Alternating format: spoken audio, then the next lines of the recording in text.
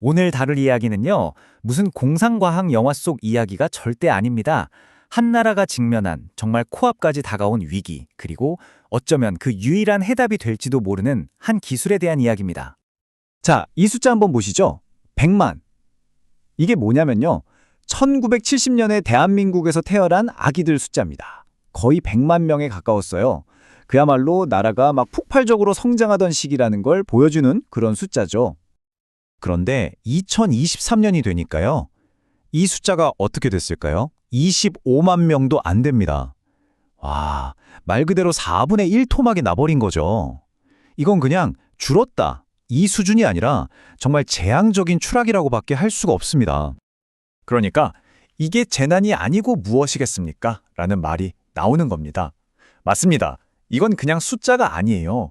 앞으로 우리가 상상도 못할 결과들을 몰고 올 바로 인구 절벽이라는 현실 그 자체입니다. 자, 그럼 이 인구 절벽이라는 게 대체 뭐길래 이렇게 심각하게 이야기하는 걸까요? 이게 국가의 생존에 구체적으로 어떤 의미인지 지금부터 한번 파고 들어보겠습니다. 한번 상상해 보세요. 2045년이 됐습니다. 1970년에 태어난 그 100만 명이 이제 70대가 되어서 은퇴를 하고요. 2023년에 태어난 25만 명이 사회에 나와서 일을 하기 시작합니다. 이게 무슨 뜻이냐면 25만 명의 젊은이들이 100만 명의 은퇴 세대를 부양해야 한다는 얘기거든요. 와, 이 구조 버틸 수 있을까요? 사회 전체 시스템이 무너질 수도 있는 그런 상황인 겁니다. 그러니까 연금 시스템은 당연히 무너질 거고요. 노동시장은 마비되고 경제는 마이너스 성장을 하겠죠. 사회가 매년 더 가난해지는 겁니다. 여기서 핵심은요, 그냥 사람이 줄어드는 게 문제가 아니라는 거예요. 진짜 문제는 돈을 벌고 가치를 만들고 경제를 굴러가게 할 바로 그 일하는 사람이 정말 치명적으로 부족해진다는 겁니다. 그럼 이런 인력 부족, 로봇으로 해결하면 되지 않나? 이렇게 생각할 수 있잖아요. 근데 우리가 지금 공장에서 쓰고 있는 그런 로봇들로는 이 문제를 해결할 수가 없습니다. 지난 수십 년 동안 이미 써왔지만 이런 거대한 시스템 위기를 막지는 못했거든요. 아니, 그럼 기존 로봇으로는 안 된다면 도대체 뭐가 다르다는 걸까요? 여기서 아주 중요한 키워드가 하나 나옵니다. 바로 범용성입니다. 자, 여기 비교를 한번 보세요. 왼쪽이 우리가 알던 특수 목적 로봇. 그러니까 딱 한 가지 일만 죽어라 하는 로봇이에요. 근데 오른쪽 휴머노이드 로봇은 뭐냐? 여러 가지 일을 다 할 수 있게 만들어진 적응력이 뛰어난 로봇이라는 거죠. 이게 왜 중요하냐면 투자 대비 효율, 즉 ROI 때문입니다. 한 가지 일만 하는 로봇은 그 일이 없어지면 그냥 고철이잖아요. 근데 휴머노이드는 낮에는 이 일 시키고 밤에는 저 일 시키고 24시간 내내 다른 작업에 투입할 수 있으니까 그제서야 비싼 돈 주고 살 만한 가치가 생기는 거죠. 사실 이런 산업혁명의 공식을 보면요, 항상 똑같았어요. 첫째, 여러 가지 일을 할 수 있는 범용적인 기계가 나오고, 둘째, 그게 합리적인 가격이 되고, 셋째, 사람들이 와, 저걸로 뭘 할 수 있겠다 하는 강력한 비전을 갖게 될 때, PC가 그랬고 스마트폰이 그랬죠. 바로 그 다음 타자가 어쩌면 휴머노이드 로봇일 수 있다는 겁니다. 근데 여기서 바로 이런 질문이 나오죠. 아니, 세상에 사람이 하는 일이 30만 가지가 넘는다는데 그걸 어떻게 기계 하나가 다 배워서 하냐고요. 그쵸? 이게 지금까지 넘을 수 없는 벽이었어요. 너무 복잡해서 불가능해 보였던 거죠. 그런데 말이죠. 이 불가능해 보였던 질문에 대한 답이 정말 어느 날 갑자기 툭 튀어나왔습니다. 그리고 그날 이후로 로봇공학의 역사는 완전히 뒤바뀌게 됩니다.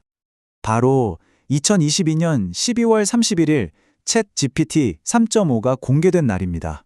이 강력한 생성형 AI가 등장하면서 기계한테 전에 없던 능력이 생긴 거예요.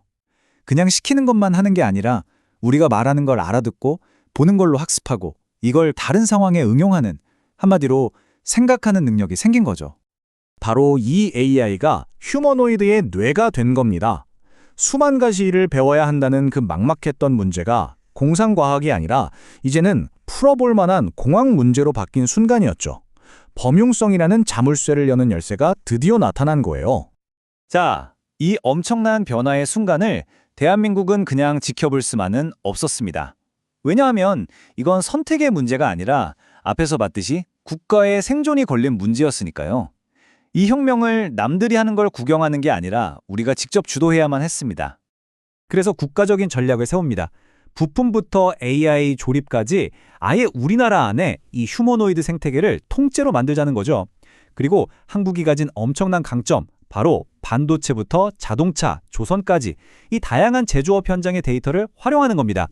공장에 로봇을 먼저 투입해서 데이터를 계속 쌓는 거죠. 왜냐?